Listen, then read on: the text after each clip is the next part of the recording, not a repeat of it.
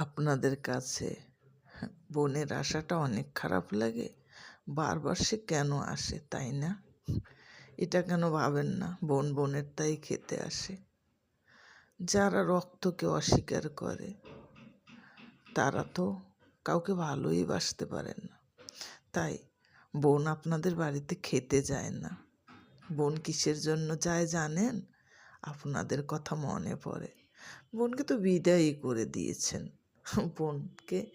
বোনের কথা মনেই ওঠে না। আপনাদের মাথায় বোঝা ছিল তাই বিদায় করেছেন, তাই না? সে বোঝাটা সরে গেছে, এখন সে গেলে আবার মনে হয় যেন মাথায় বোঝাটা পড়ে নাকি। এটা কেন ভাবেন? আপনি ভুলে গেছেন রক্তের সম্পর্ক। বোনটা যে ভুলতে পারে না, তাই বারবার আপনাদের কাছে যায়।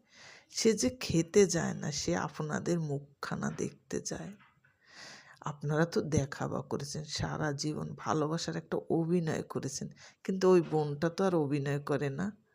বোনটা সত্যিকারের ভালোবাসা নিয়ে আপনাদের কাছে যায়, একটু আপনাদের দেখার জন্য, একটু আপনাদের সাথে কিছু শেয়ার করার জন্য। হয়তো গিয়ে দাঁড়ালে বলেন, কেন এসেছিস? কোনো কাজ ছিল? তাহলে একটা খবর দিয়ে আসবি না? কেন সে বাবার বাড়ি যেতে হলে খবর দিয়ে যাবে? কেন? তার বাবার বাড়ি সে ইচ্ছে মতন যেতে পারে না? এটা বলে দিলেই তো হলো যে তোর বাবার বাড়ি ইচ্ছে মতন দেখে তুই না খেয়ে চলে যা। তাহলে তো বোনটা কষ্টও পাবে না, বুঝে যাবে যে ওরা দেখাবা করে না, হয়তো সামনে বলার সাহস রাখে।